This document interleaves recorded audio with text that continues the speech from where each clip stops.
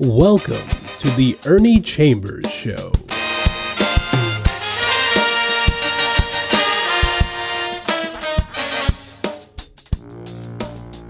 Brothers, sisters, friends, enemies, and neutrals, I'm running for the legislature. I was down there for more years than anybody else, 46. It's a record that can never be broken. Because I was such a pain in the neck and other parts of the anatomy for those white people, the ones throughout the state decided that the only way they'd get me out of the legislature is to vote for term limits. And the way that works is that a person cannot serve more than 2 terms together and then has to be removed from the legislature because 8 years were served. Well, after you sit out 4 years or a full term, you can come back. I was term limited twice. The first time I was term limited, I stayed out my 4 years. I came back, and my first words were, as I was saying before I was so rudely interrupted by term limits, I was term limited out, and I told people this time around that if my mind is clear, my health is good, I'll consider the possibility of running. And many people took that as a commitment, that if my health is good, which it is, if my mind is clear, I believe it is, ZYXWPSRQPONMLKJIHGFEDCBA, then I would consider running. Well, the pressure built up, and because I've lived in this community all of my life, I'm 86, I will be 87 July 10th. I acceded or yielded, and I filed a day or so, maybe 2 or 3 days, maybe a week, for re-election.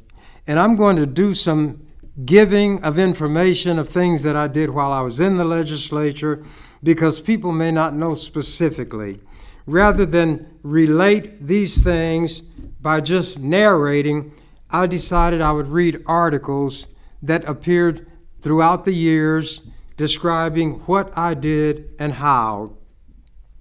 Now, I will give myself credit. I've never been one to say I am not up to the job. In fact, I have a little rhyme that I put together.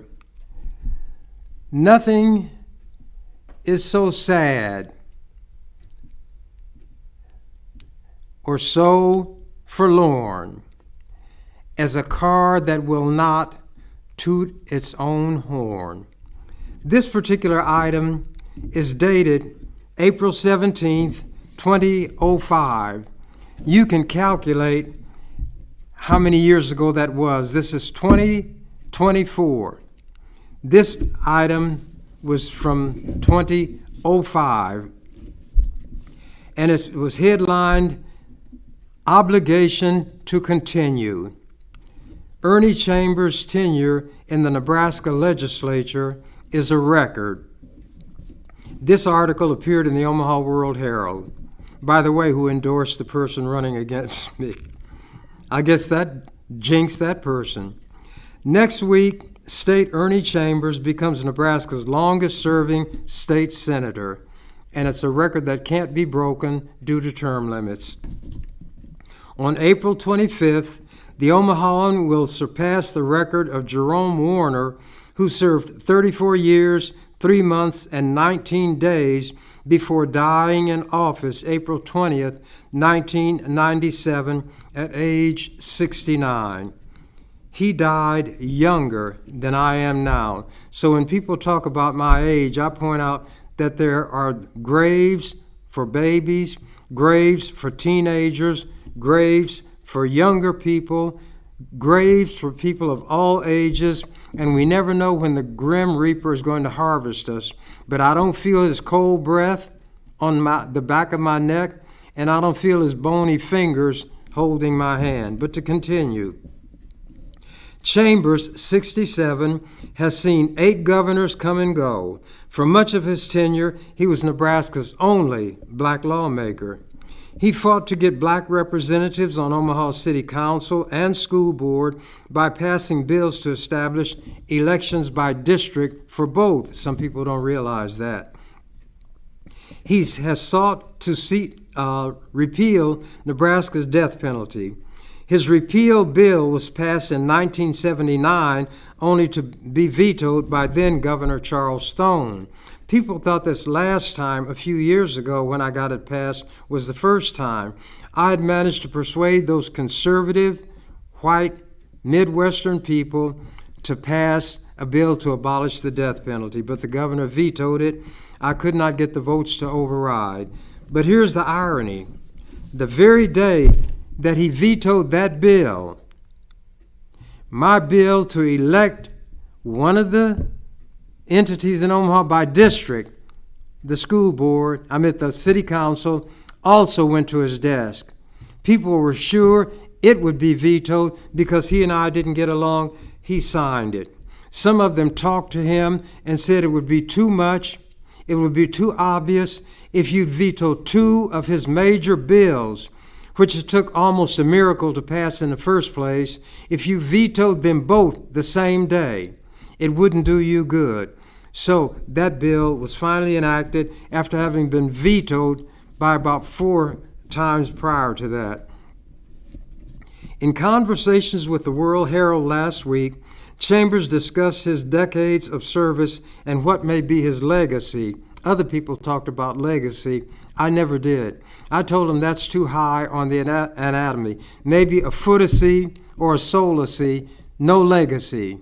No looking back with regret. No, those schoolgirl days of biting nails and long lost something must end. But anyway, why did you run for the legislature? That was the question. Answer. I really didn't decide on one of those things I had wanted to do. People had asked me to run against Senator George Althouse, a black man who represented the district, when he stood up and said words to the effect that God put white people in charge and we're supposed to follow along behind them. People were outraged. Even when I was a young man, in my late teens, I would go before the city council, speak for our issues, help people when they were harassed by the police, and that was something even grown black men were afraid to do. But I simply had no fear. Some people said it was not a lack of fear, it was a lack of sense, but the outcome was the same. I had a reputation for being willing to stand up against overwhelming odds, not turn tail and run. Next question. Did you think you would stay 35 years? Answer. I had no intention of giving that many years of my life to a job like this. But once I got here and saw what needed to be done, I felt an obligation to continue. Question. You got district elections for the Douglas County Board, Omaha City Council, and Omaha School Board. Other accomplishments? Answer. Getting rid of corporal punishment in the schools. That means something to me. At Horace Mann and some elementary schools in the black community, they have paddles. I should have brought one to show you that they beat our children with. This guy who was the principal was named Barbie, and he would turn them, bend them over, pull up their dress, and hit them on the backside.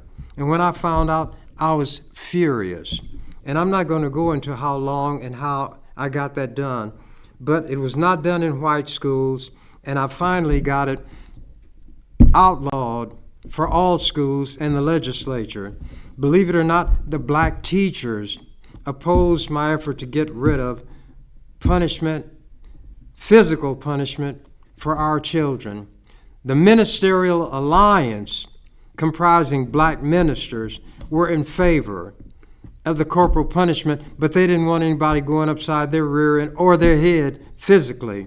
I guess being what they call a lost soul and a black militant firebrand, whatever that meant, I was not surprising anybody by being against such a black tradition of letting our children be beaten by white people and some ignorant Negroes. But to continue, Getting rid of corporal punishment in the schools, that means something to me. And the 2 death penalty items that I did get passed into law meant something, and some people are aware of it. One was that nobody who had committed the killing prior to 18th birthday could be subject to the death penalty, nor could anybody who in those days we said was mentally retarded. As a result of that bill, 2 such persons, mentally retarded as they were called, were removed from death row. Can you imagine executing people who are certified to be mentally ill? Those are the ones that Nebraska wanted to kill. Those were the ones that I was able to rescue. And these young people, none of them could be executed. So I told people, if I were a hippopotamus with a mouth that big, I would take a bushel basket of apples and swallow them in one gulp.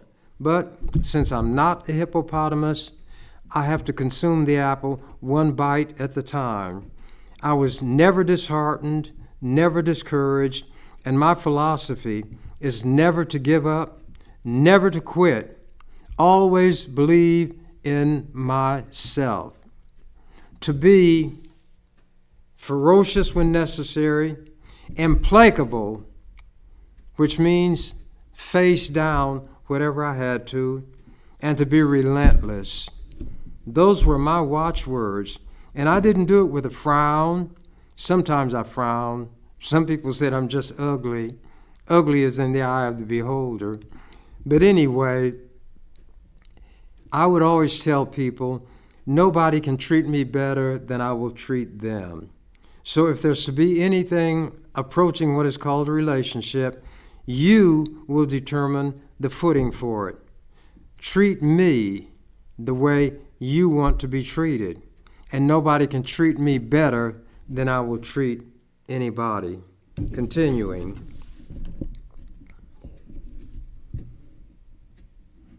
Oh, the 2 death penalty items. Other things that I've done. I doubt those things will be undone, but there are other things that I've done which might be undone when I no longer was in the legislature. Question: is your focus on the death penalty an achievement? Answer: the ultimate thing has not been accomplished yet. That's its abolition. Question: you fought racism throughout your career. How do things compare to 1970?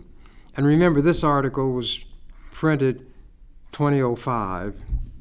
Answer: there have been presidential executive orders, congressional enactments, court decisions aimed at alleviating racism, yet racism is as deeply entrenched, it is more virulent now than it was.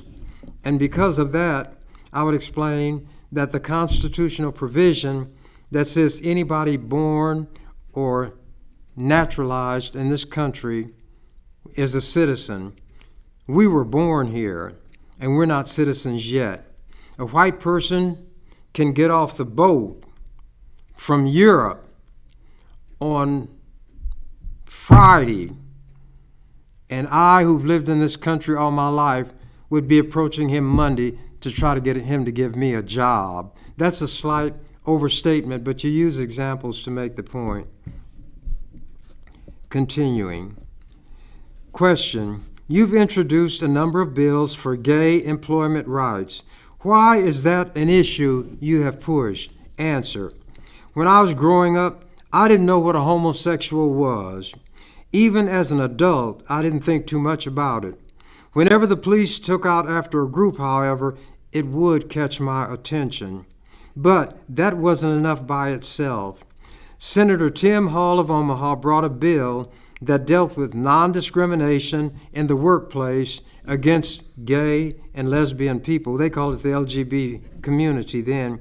They didn't add the Q and the plus. I know how hateful people are, and I told Tim that as hateful as these people are, when you bring about a bill, I don't think a person should bring a bill like that and be the only name on it. so I put my name on it too. And I was one of the strongest supporters ever since. Question: why require strict liability in police chases? Answer: I had seen in Omaha all kinds of chases. At first, I talked to the mayor and others about getting rid of these chases. It was capped when the cops were chasing a guy who went through a stop sign, hit a teacher's car, and killed him. The teacher left a widow and 4 children. I said, since the cities are not going to regulate these chases, I need to find some way to compensate innocent third parties who are hurt. And here's how that went. You could sue, but you would have to prove that the cop was negligent in the way he or she was driving in the pursuit. They never said the pursuit itself showed negligence, so nobody ever could win. I did not base my law on any negligence by the officer.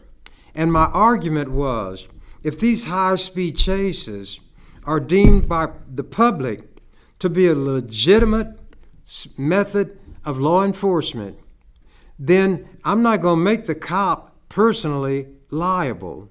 They don't have anything anyway.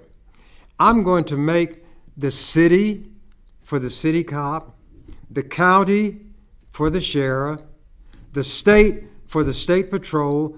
If an innocent third party is injured or killed in a police chase, that meant the person being pursued or the pursuing officer caused the injury.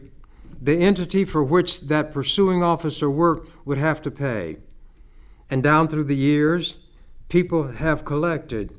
Just a few months ago, a family was paid over $400,000 by the state because of a loved one being killed while being pursued by a member of the state patrol. These are things I looked out to the extent I could for everybody's welfare. Those who nobody else seemed to care about were my particular province. As I say, the least, the last, and the lost. Continuing this article. How about your races for governor, attorney general, and the U.S. Senate? Nobody had even run for those 3 offices, but I ran for all 3 of them, not at the same time. But in one instance, I was running for the governorship and the legislature at the same time, and it was taken to court by somebody. The lawyer was incompetent. But anyway, the Nebraska Supreme Court ruled that a person cannot run for 2 offices at the same time. So I called a press conference, and everybody was sure that I would leave my name on the ballot for the legislature and not run for the Senate. So I said, oh no, you think you know everything? You think you know me, but you don't know me at all. I'm going to leave my name on the ballot for the U.S. Senate, and I'm going to remove my name for the legislature. And their eyes got big. They said, you're not running for the legislature? I said, oh yeah, I can run for both offices, but I can have my name on the ballot for only one of them. I will have to run for the legislature by write-in. They said, well, nobody has ever won a seat to the legislature by write-in. I said, there's always a first. Somebody has to be first. I don't mind being first. So I launched a sort of campaign which consisted of printing brochures telling people that I was running for the legislature by write-in and that they would have to write my name on the ballot.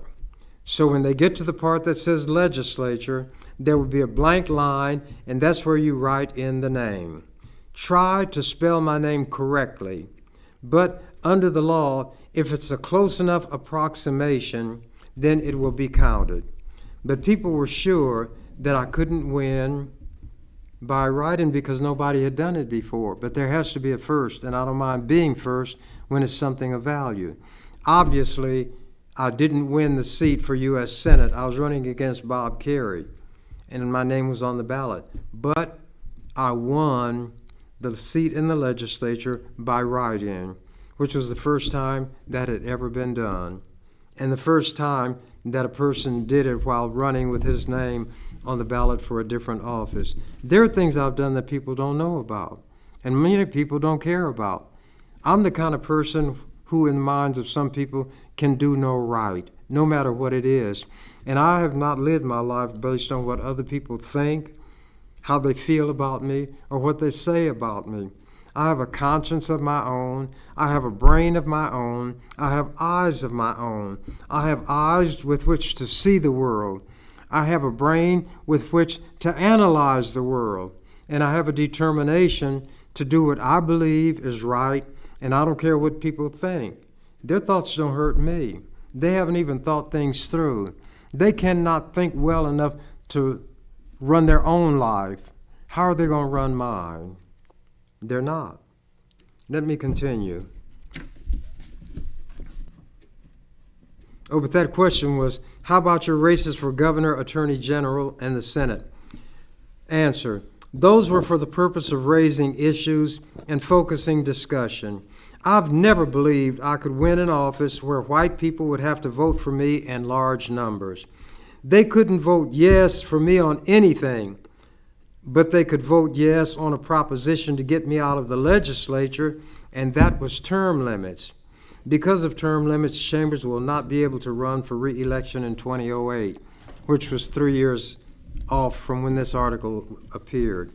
But I ridiculed them. I said, to get rid of one black man, you were willing to get rid of 47 white people. So you deem one black man of more power than 47 of you all.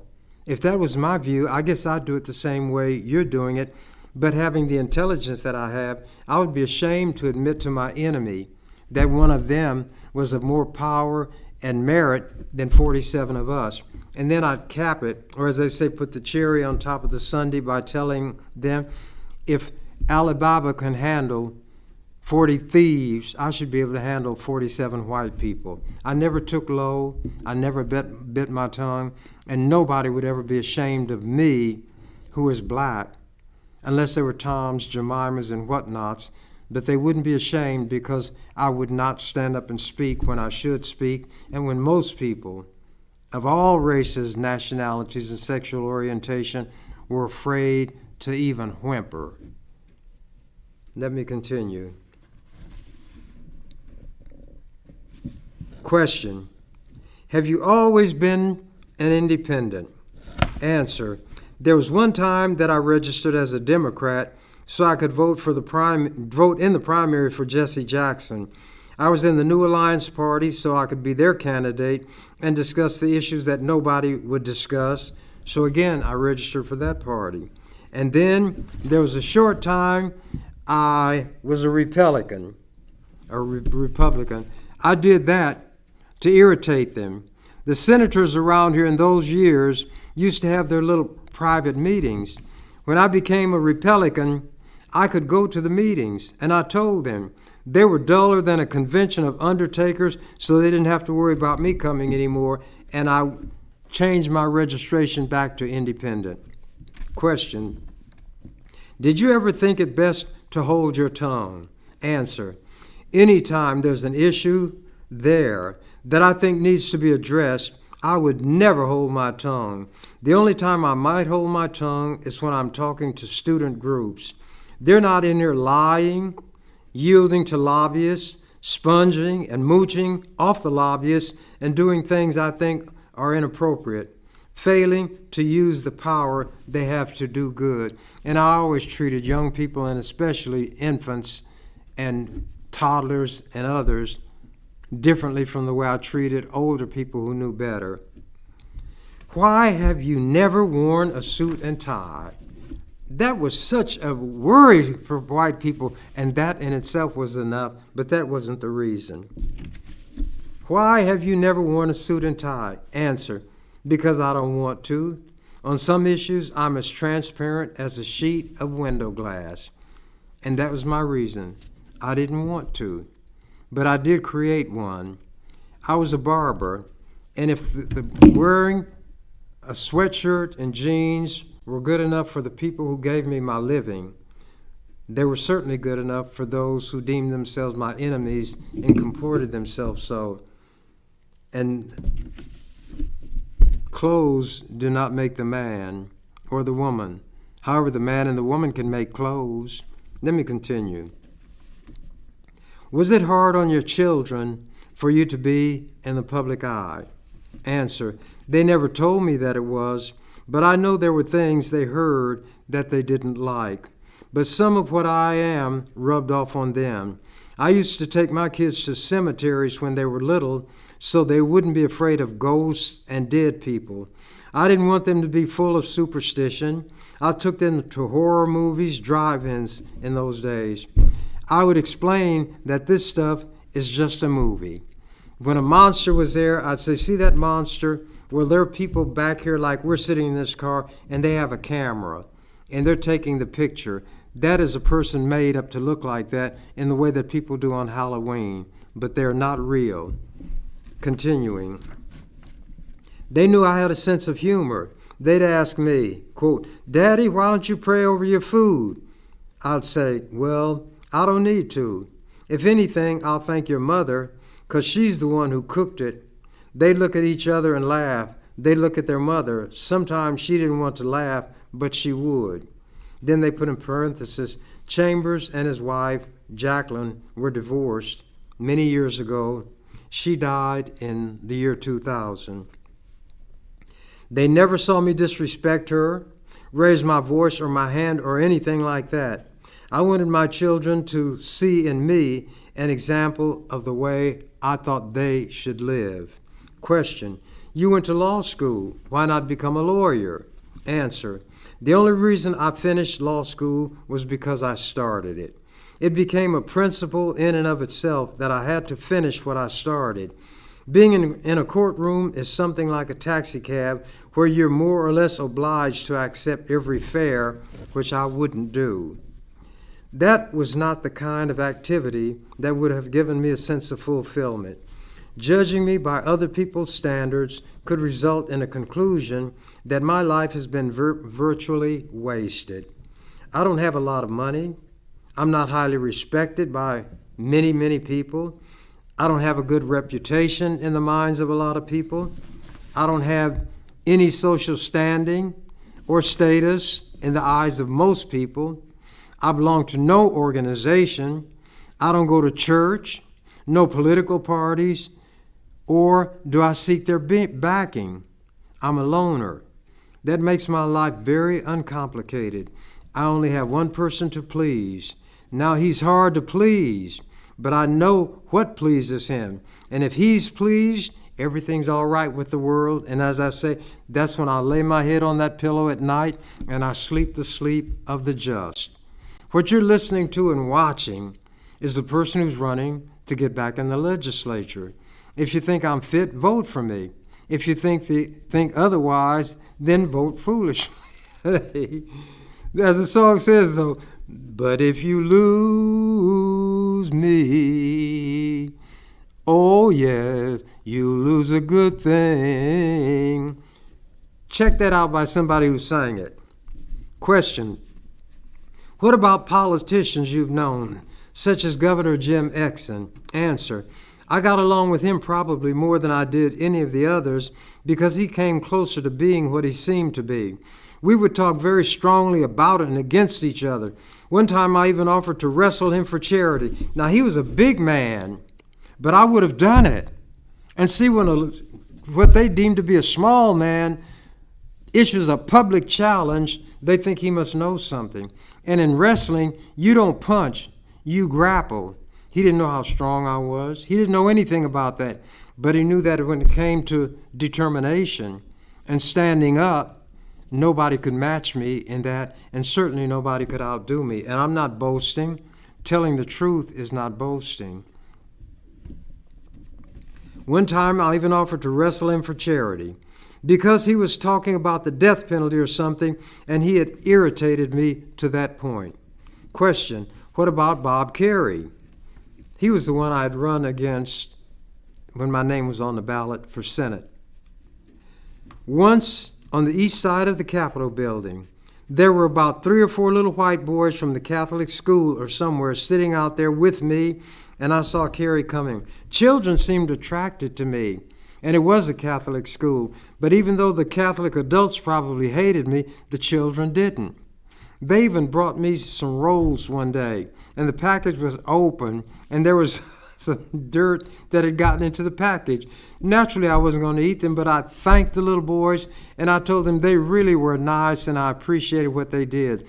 Because one time they were in trouble, they had no place to go, so they came to my office, and I interceded for them. I can't help it. Children are my heart if I had a heart, which I don't have. And I tell people that, told them that I'd gone for a physical examination, and this nurse put the stethoscope right here where your heart's supposed to be. And she got a strange look on her face. And she said, now, I don't mean anything by this, but can I put this on your arm? I said, well, if that's where your heart is. So she put it on the inner side of my bicep. She listened. I thought she was listening. She got a strange look on her face, and then she called the doctor. I don't remember what happened after that, but ever since then I told people I don't have a heart. And I can document it because when they checked me for it, I didn't have it. They couldn't find it. And they're the ones who know how to find a heart. Now, she didn't say I didn't have a heart, but obviously she didn't find a heartbeat. And I've never seen my heart. I've never seen the heart that's in me if I have one. How do I know? I don't. But we draw conclusions based on things that generally happen a certain way and based on the things we're taught. We're all taught that a heart is the organ that pumps the blood through the arteries, out through the body. The blood goes out, and then when it comes through the lungs, it's oxygenated. That means it gets oxygen, goes back to the heart, and that's the circulatory system. That's what they taught me as early as grade school. But whether I have a heart or not, if I did swear, I couldn't swear to it. But people say that when it comes to children, I demonstrate I have a heart. I say, well, I don't know that that's true because Adolf Eichmann had a heart, documented to have a heart, and he said he would jump into his grave laughing, knowing that he had killed 6 million Jews or presided over the killing of 6 million. But when they went down to one of those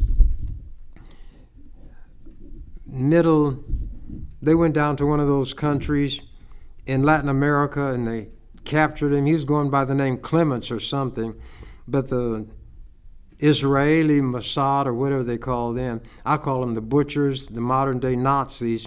They tracked him down there. They're tricky people. They injected him with a drug.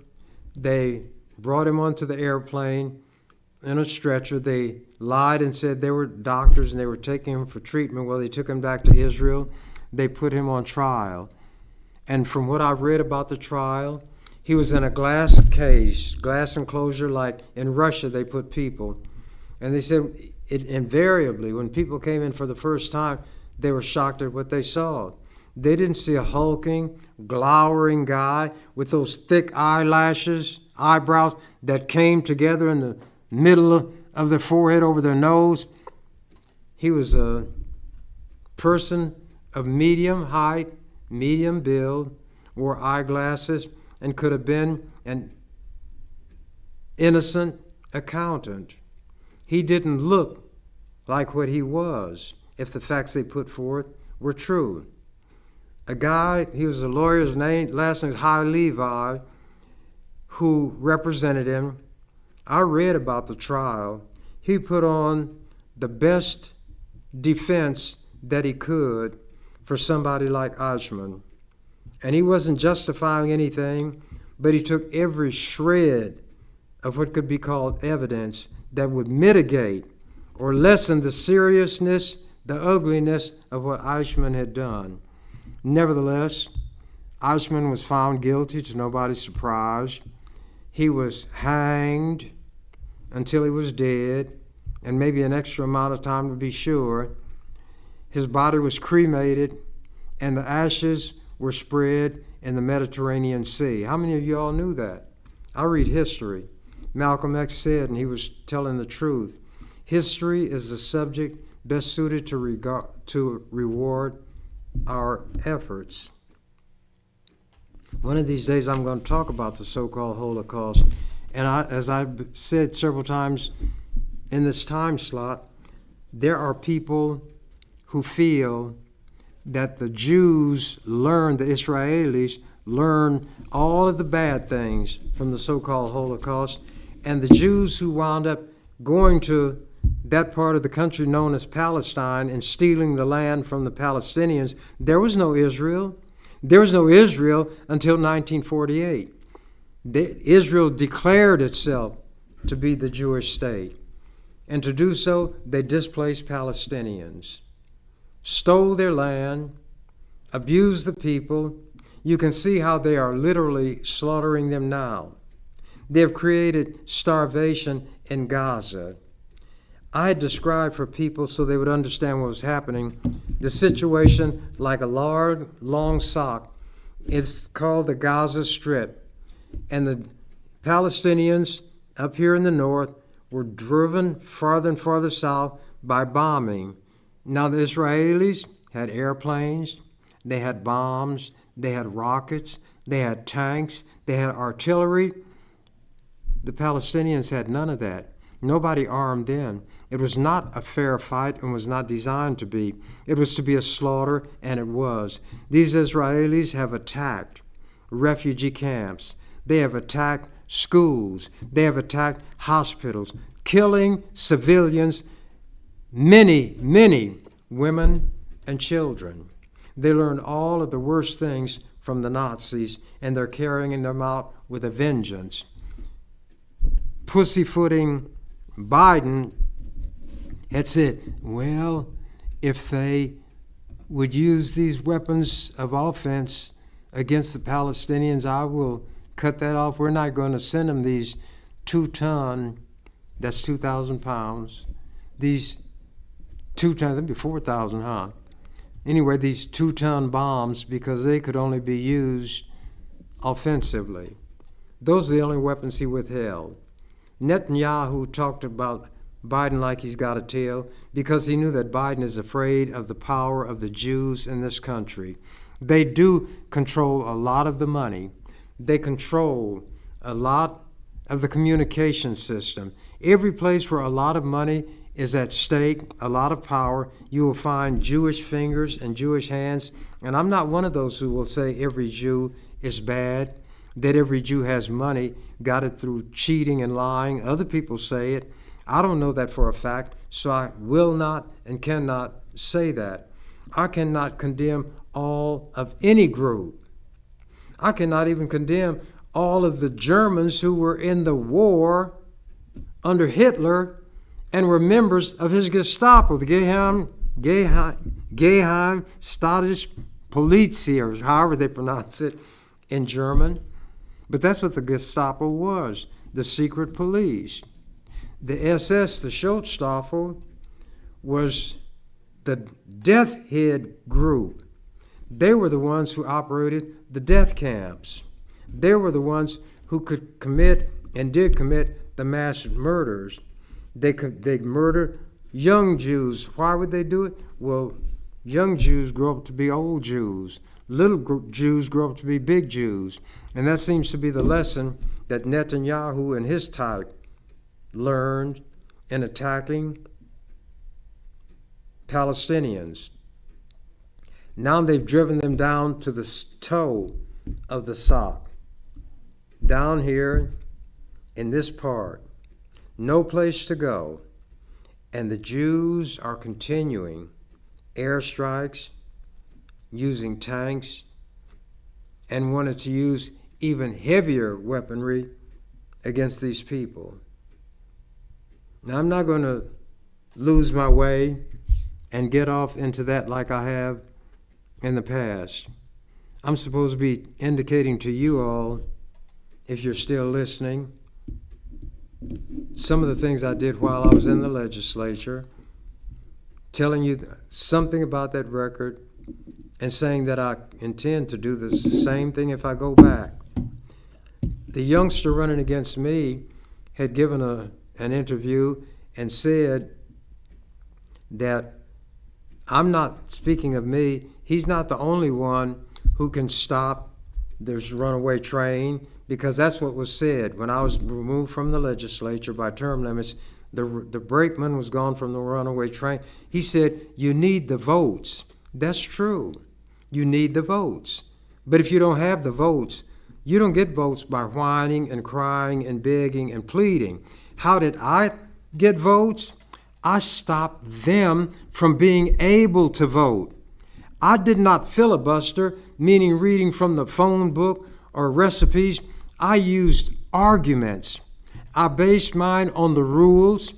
I educated them about Constitution, Black history, their wrongfulness throughout the history of this country, the fact, among other things, that George Washington had so many slaves that when the South seceded from the Union, they said George Washington was their patron because he owned so many slaves. And they don't want that taught. These white people in the schools today, they don't want the truth taught. That's the only way they can get people to still celebrate George Washington's birthday. They call it President's Day now. And he wasn't the only one. Thomas Jefferson, the one who did a lot of the writing of the Declaration of Independence, was a slaveholder. And you know what he said? Our children watch this, and they learn all of the worst things. They don't want to do honest labor because it's connected to what slaves do. And he concluded that little recitation by saying, because white people like him and enslaved black people, I tremble for my country when I recall that God is just, but he didn't fear God's justice enough to free his slaves. And you think they weren't raping black women, black girls? Thomas Jefferson had a teenager named Sally Hemings who he traveled over to France with as an ambassador. This young black girl in tow. That's what was happening to us. Treated like cows, pigs, and chickens. Auctioned in the same way. When black men and women were standing up there being sold, they'd walk up to a woman, check her teeth, feel her breasts. They could even grope her. That's what they did. And you're going to tell me you think these white Christians would not do such a thing? Then where did we get all these half-white black people? A lot of white men were jumping fences in those days and continue to this day. The truth. You shall know the truth, and the truth shall set you free. Not just merely knowing it. The truth will infuriate you to the point where you will, by any means necessary, obtain full freedom, justice, and equality. And that's what we have to spend our time trying to get. And I was telling you what I would tell this young black man when I engaged in extended debate, because he had said they filibustered, but they couldn't stop things. Well, what I did wasn't filibustering. I always called mine extended debate because I always gave historical lessons. I talked about the law, the Constitution, presidential proclamations, civil rights laws, court opinions. I was instructing. And that didn't give me votes, but it stopped them from voting. They couldn't use their votes because they couldn't bring anything to a vote because I was engaged in extensive debate, not filibustering. So what they would do is say, Ernie, what must we do to be saved? I said, here's what you've got to do. I've got amendments. We'll put these amendments on your bill and I'll let you at least get a vote on it, but I'm still going to oppose it. However, I won't dig my heels in and stop it entirely. If with these changes I'm suggesting, I'll still speak against the bill. I don't want to stop everything that's passing because some of them have good parts in them. If you can overcome my opposition, then you will get your vote. but I will not stop you from getting a vote. And that's what I did with their rules. I stopped a vote from being taken. And although I didn't have the votes at first, they couldn't use theirs. And the youngster who's there now doesn't understand these things, and maybe he will learn. But we'll just have to see. I have a record, and I'm going to begin to lay that out, not just by me saying it, but by reading articles. I'll give you the news publication. I will give you the date, and you can check it for yourself. You will see there were national items, international, every kind of imagined and imaginable means of communication had taken note of what I did. One outfit even in Washington, the state of Washington, it's called, I forget what it is, I'll bring the article. I was listed among one of the top 40 people in the United States of America. Nobody from Nebraska ever had that happen.